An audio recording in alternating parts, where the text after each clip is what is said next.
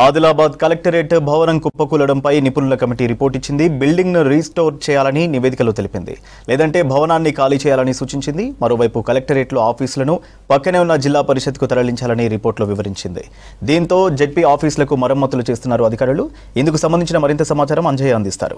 Adilabad collectorate కుప్పకూలింది. కుప్పకూలిన తర్వాత అధికారులు ఎవరైతే నిపుణులు ఉన్నారో నిపుణుల కమిటీ వేసింది. ముఖ్యంగా ఆ నిపుణుల కమిటీ కూడా ఏదైతే ఒక రిపోర్ట్ ఇవ్వడం జరిగింది. ప్రధానంగా ఆదిలాబాద్ కలెక్టరేట్ నిజాం కాలంలో 1941 సంవత్సరంలో నిర్మించడం జరిగింది. అదేవిధంగా ఏదైతే పురాతన భవనం కావడంతో కూలిందని ఏదైతే నిపుణులకు సంబంధించిన రిపోర్ట్ ఇవ్వడం జరిగింది. ముఖ్యంగా ప్రధానంగా ఈఎం అనే ఏదైతే సొల్యూషన్ ఉందో ఆ సొల్యూషన్కు సంబంధించిన నిపుణులు ప్రధానంగా ఇక్కడికి చేరుకొని ఏదైతే ఆదిలాబాద్ కలెక్టరేట్ కూలిన ప్రాంతం ఉందో ఆ కూలిన ప్రాంతాన్ని పరిశీలించడం జరిగింది. అదేవిధంగా రకరకాల టెస్టులు నిర్వహించారు. ముఖ్యంగా డిఎన్టీ కానీ అదేవిధంగా వివిధ రకాల పరీక్షలు నిర్వహించడం జరిగింది. 2 రోజుల పాటు బిల్డింగ్ ఏదైతే ఆదిలాబాద్ కలెక్టరేట్కు సంబంధించిన పటిష్టంగా ఉందా లేకుంటే ఏ విధంగా ఉందా అనే అంశంపై కూడా సమగ్రమైన విచారణ చేపట్టడం జరిగింది. అదేవిధంగా అనేక శాంపిల్స్ని తీసుకొని ఏదైతే ల్యాబ్లో కూడా పరీక్షించిన తర్వాత ఒక సమగ్రమైన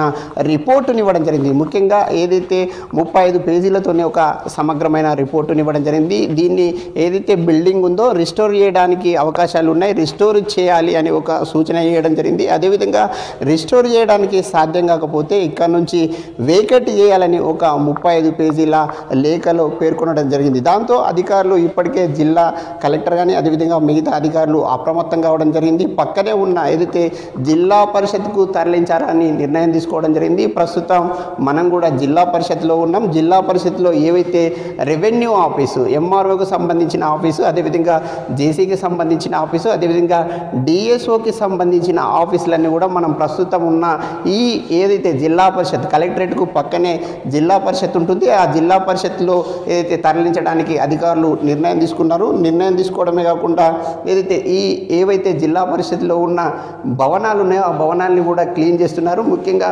భవనాల్ని క్లీన్ చేసిన తర్వాత మరమ్మతులు క్లీన్ చేసిన తర్వాత సమగ్రంగా ఆఫీసులకు అవసరమయ్యే విధంగా తయారు చేసిన తర్వాత ఇక్కడికి తరలించడానికి ఏర్పాట్లు చేస్తామని అధికారులు చెప్తున్నారు. ముఖ్యంగా ఇప్పటికే ఆదిలాబాద్ ఎంఆర్ఓ ఎవరైతే ఉన్నారో వారు కూడా ఇక్కడికి రావడానికి సానుకూలంగా ఉన్నారు. అదేవిధంగా మిగతా అధికారులు కూడా అందరూ సానుకూలంగా ఉండడం జరిగింది. ముఖ్యంగా జేసీ కార్యాలయం అదేవిధంగా డిఎస్ఓ కార్యాలయానికి సంబంధించిన ఏవైతే ఏర్పాట్లు ఉన్నాయో ముఖ్యంగా కూలిన కలెక్టరేట్ నుంచి జిల్లా పరిషత్కు తరలించడం, అదేవిధంగా ఇక్కడికి ప్రజలు ఏదైతే అవసరార్థం అదేవిధంగా ఉద్యోగులు విధులు నిర్వహించే విధంగా అన్ని ఏర్పాట్లు చేస్తున్నారు. అదేవిధంగా అన్ని పనులు సజావుగా జరిగితే వారం రోజుల్లో ఇక్కడికి తరలిస్తారని అధికారులు చెప్తున్నారు. కెమెరామెన్ విఠల్తో అంజయ్య, V6 న్యూస్, ఆదిలాబాద్.